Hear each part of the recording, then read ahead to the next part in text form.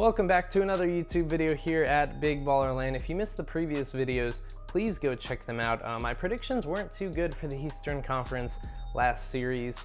I had Philly definitely beating the Boston Celtics, and we all know that didn't go too well. Ben Simmons choked, really didn't show up, got shut down by Marcus Smart, Jaylen Brown, Terry Rozier, really whoever was guarding him.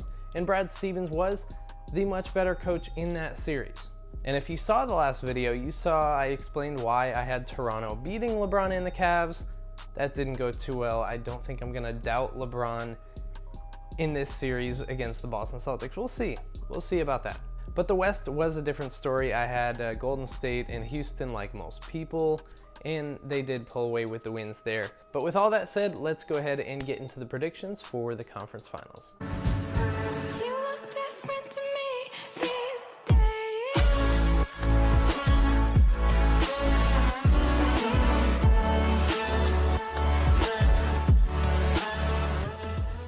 So the Houston Rockets were the best team in the Western Conference this year, and arguably in the whole NBA, they were the best team. But the playoffs are a completely different story, and unfortunately, they get to face the Golden State Warriors now, who are the best team in the league. Yeah, the team that's most fun to watch in the NBA, with Steph Curry, he's a top 5 NBA player. Kevin Durant, he's a top 3 NBA player.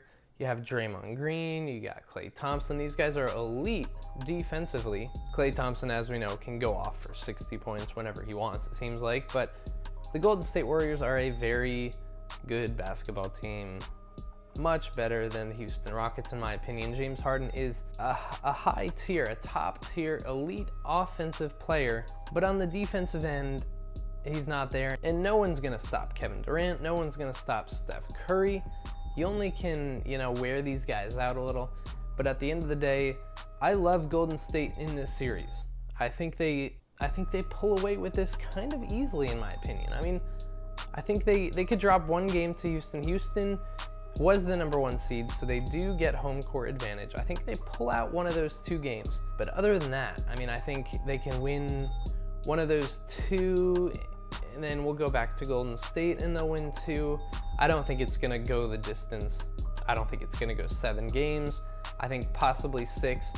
But if I were to put money on it, I would probably say Golden State in 5. I think the series is gonna be extremely close in the fact of each game itself. I think each game is gonna come down to the last couple minutes, last couple possessions. But at the end of the day, you have Kevin Durant and Steph Curry, and I think that's much better than James Harden and Chris Paul. So for that, I'm gonna take Golden State. I think each game is gonna be close, but the series probably gonna be about 5 games.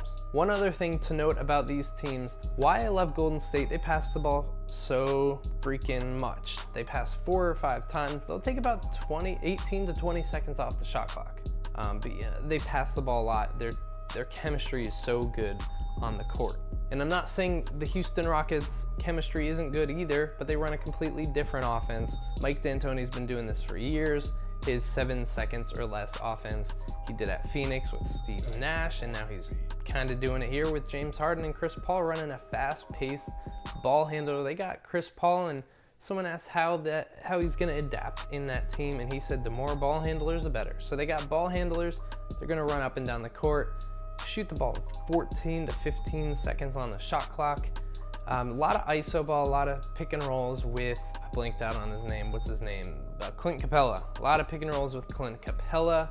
But yeah, it's gonna be a lot of James Harden. He's gonna score 35, 40 points a game. He's gonna get to the line a lot. But this game, basketball's a team game, and that's what it comes down to. It comes down to the Golden State Warriors passing the ball a lot, finding the open man, finding the open shot, hitting their shots, and ultimately, just being the better team than the Houston Rockets. And heading to the Eastern Conference, if you watch previous videos, I really like Toronto in the playoffs. I had them probably going to the NBA Finals in the beginning of the playoffs, and then I had them beating LeBron into last round. We all know how that went, though. Dwayne Casey is now out. He's fired. Probably going to win the Coach of the Year and get fired, which is crazy. But the one thing that really sucked for Toronto was they had 2 All-Stars, DeMar DeRozan and Kyle Lowry, who did not play like all-stars in that series, did not step up at all. You know, DeMar DeRozan just kind of like disappeared at times. And their bench, I've been raving about their bench, going off about that, how good it has been all year. They have been a top 5 offensive and top 5 defensive team in the NBA. The Toronto Raptors were really freaking good this year. But the one thing they didn't have on their team was LeBron James. And Cleveland had LeBron, and LeBron's teammates kind of stepped up. They had Kyle Korver, J.R. Smith, Kevin Love. These guys stepped up and had some good games. But LeBron James is the king, is the best player in the NBA, one of the best players of all time. In his 15th year, he's having like the best season of his career, people are saying. So LeBron James, this is going out to you. I am sorry for doubting you. I'm sorry for choosing the Toronto Raptors.